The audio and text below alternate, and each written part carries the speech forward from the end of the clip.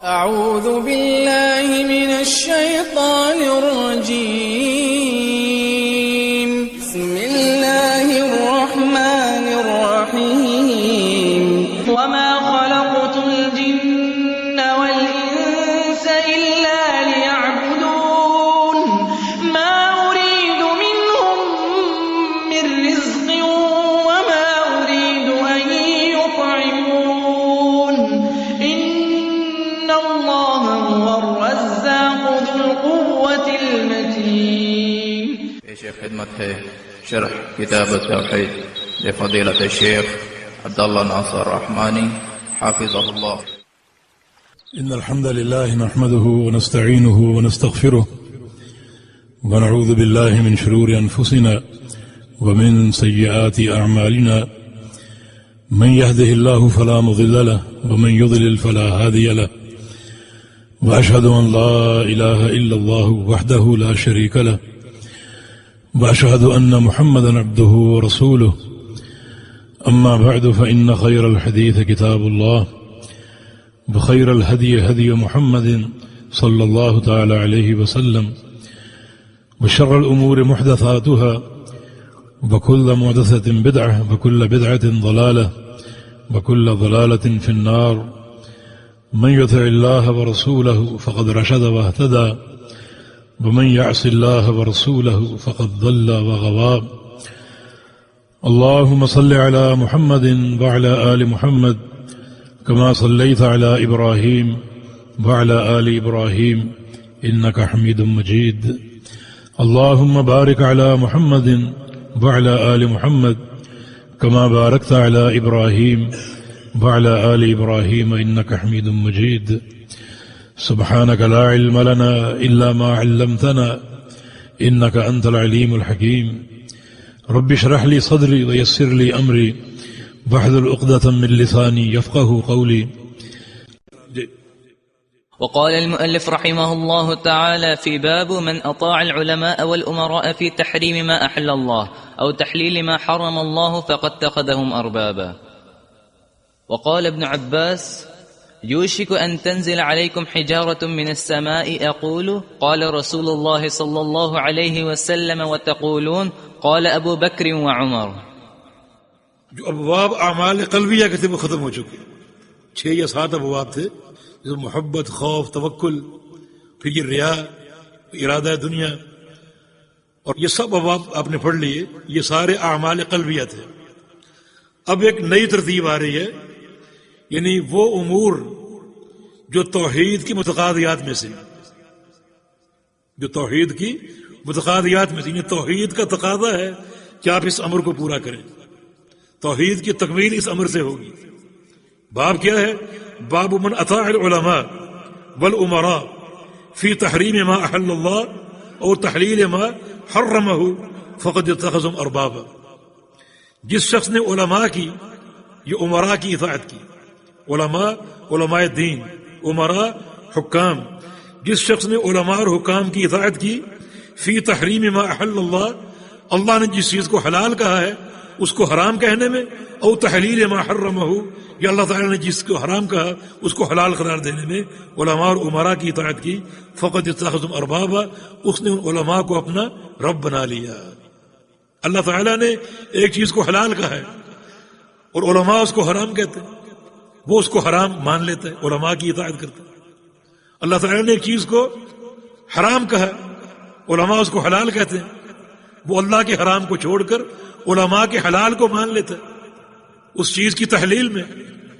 فرمایا کہ اس شخص نے ان علماء کو اپنا رب بنا لیا، اور اللہ کے علاوہ کسی کو رب بنانا شرک. توحید کا تقاضا یہ ہے کہ صرف اللہ کی اطاعت ہے. تحلیل و تحریم میں، پوری شریعت میں اللہ تعالیٰ کی اطاعت ہو، اور رسول اللہ صلی اللہ علیہ وسلم کی اطاعت اللہ تعالیٰ کی اطاعت کے تابع ہے. کوئی فرق نہیں ہے. من یطیع الرسول فقد اطاع اللہ، جو رسول کی اطاعت کرے گا اس نے اللہ کی اطاعت کی. صحیح بخاری کے حدیث کے الفاظ من عصى محمدا فقد عصى الله ومن اطاع محمدا فقد اطاع الله. محمد فرق بین الناس، جو شخص محمد صلی اللہ علیہ وسلم کی اطاعت کرتا ہے اس نے اللہ کی اطاعت کی، جو محمد صلی اللہ علیہ وسلم کی نافرمانی کرتا ہے اس نے اللہ کی نافرمانی کی. محمد فرق بین الناس، لوگوں میں فرق محمد الرسول اللہ صلی اللہ علیہ وسلم ہے. کس چیز کا فرق؟ جنت میں کون جائے گا اور جہنم میں کون جائے گا، یہ فرق اللہ کا پیغمبر ہے. کس کی نماز درست ہے، کس کی نماز غلط ہے، یہ فرق اللہ کا پیغمبر ہے. کس کا حج مقبول ہے، کس کا حج مردود ہے، یہ فرق اللہ کا پیغمبر کرے گا. کس کی اعمال حسنہ ہیں اور کس کی اعمال سیئہ ہیں، یہ فرق اللہ کا پیغمبر کرے گا. کوئی پیر و مرشد، کوئی امام، کوئی قوم، کوئی برادری یہ فرق نہیں کرے گی. محمد فرق بین الناس، لوگوں میں فرق، ایک ہی شخصیت ہے اور وہ محمد رسول اللہ صلی اللہ علیہ وسلم. تو یہ ایک ہی اطاعت ہے. اور اگر کوئی شخص اللہ اور اس کے رسول کی تحلیل کو چھوڑ کر علماء کی تحلیل کو لیتا ہے اور اس تحریم کو چھوڑ کر علماء کی تحریم کو لیتا ہے، اس نے ان کو رب بنا لیا اور یہ شرک ہے. ابن عباس فرماتے ہیں رضی اللہ عنہما، یوشک ان تنزل علیکم حجارۃ من السماء یا ان تنزل علیکم، دونوں درست ہیں. مجھے ڈر ہے لوگوں کہ تم پر آسمان سے پتھروں کی بارش نہ ہو. اقول قال رسول اللہ، میں کہتا ہوں کہ اس مسئلے میں اللہ کے پیغمبر نے یہ فرمایا اور تم جواب کیا دیتے ہو؟ قال ابو بکر وقال عمر، تمہارا جواب یہ ہوتا ہے کہ نہیں، ابو بکر صدیق نے یہ فرمایا، عمر بن خطاب نے یہ فرمایا. اگر یہ روش ہے، مجھے ڈر ہے کبھی آسمان سے عذاب اترے، پتھر برسیں اور تم کو ملیا میٹ کر دیں. یہ قول عبداللہ بن عباس کا. جو مسئلہ زیر بحث تھا وہ کیا تھا؟ حج تمتع. لوگ کہتے تھے کہ ابو بکر صدیق نے، عمر بن خطاب نے حج تمتع سے روکا ہے. عبداللہ بن عباس فرماتے ہیں کہ حج تمتع کی مشروعیت اللہ کے پیغمبر سے ثابت ہے. وہ نبی علیہ السلام کی سنت پیش کر رہے ہیں، نبی علیہ السلام کی حدیث پیش کر رہے ہیں، اور لوگ جواب میں کیا کہتے ہیں؟ نہیں، خلیفہ شیخین نے اسے روکا. عبداللہ بن عباس غصے میں آ گئے. ایک دینی غیرت فرمایا کہ لوگوں ڈر ہے مجھے کہ تم پر آسمان سے پتھر نہ برسے. میں کہتا ہوں قال رسول اللہ، اور تم کیا کہتے ہو؟ قال ابو بکر وقال عمر. نبی علیہ السلام کے فرمان کے مقابلے میں ابو بکر صدیق کی بات کو پیش کرتے ہو، عمر بن خطاب کی بات کو پیش کرتے ہو. اتنا غضب، اتنی غیرت.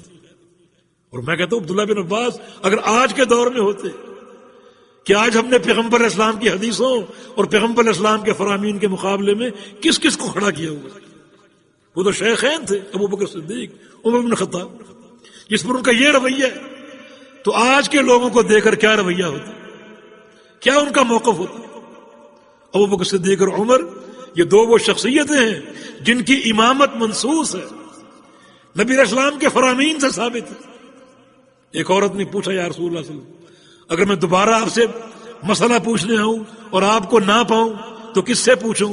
فرمایا کہ علم تجدینی فاتی ابا بکر، اگر مجھے نہ پاؤ تو ابو بکر سے پوچھنا. امامت منصوص ہے ان کی، نصاً ثابت ہے.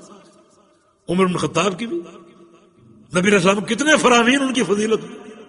ان اللہ جعل الحق علی لسان عمر وقلبی، اللہ نے عمر کے دل پر اور زبان پر حق لکھ دیا ہے. کتنے فرام، ما سلک عمر فجن الا سلک الشیطان فجن غیر فج عمر، جس گلی سے عمر گزرتا ہے وہاں سے شیطان بھاگ جاتا ہے. کتنے فرامین. اس پر یہ حال کہ میں اللہ کے نبی کی حدیث پیش کر رہا ہوں اور تم کیا کہہ رہے ہو؟ ابو بکر صدیق نے یہ فرمایا، عمر بن خطاب نے یہ فرمایا. تم پر آسمان سے پتھروں کی بارش ہو سکتی ہے. لہذا نبی علیہ السلام کا فرمان آ جائے تو کسی کا قول و قرار نہیں چلے گا، کسی کا فتویٰ نہیں چلے گا. امام شافعی رحمہ اللہ کا قول ہے، اجمع العلماء، امت کے علماء اس بات پر متفق ہیں، انہو من استبانت لہ سنت رسول اللہ صلی اللہ علیہ وسلم، جس شخص کے لیے اللہ کے پیغمبر کی سنت واضح ہو جائے اور ثابت ہو جائے، لم یکن لہ یدعها لقول احد، تو اس کے لیے جائز ہی نہیں کہ کسی کے قول پر اور کسی کے فتوے پر اللہ کے پیغمبر کی سنت کو چھوڑ دے. اس بات پر علماء کا اجماع ہے، اور اجماع بھی ایک دلیل ہے. وَتَعَاوَنُوا عَلَى الْبِرِّ وَالتَّقْوَىٰ وَلَا تَعَاوَنُوا عَلَى الْإِثْمِ وَالْعُدْوَانِ وَاتَّقُوا اللَّهَ إِنَّ اللَّهَ شَدِيدُ الْعِقَابِ.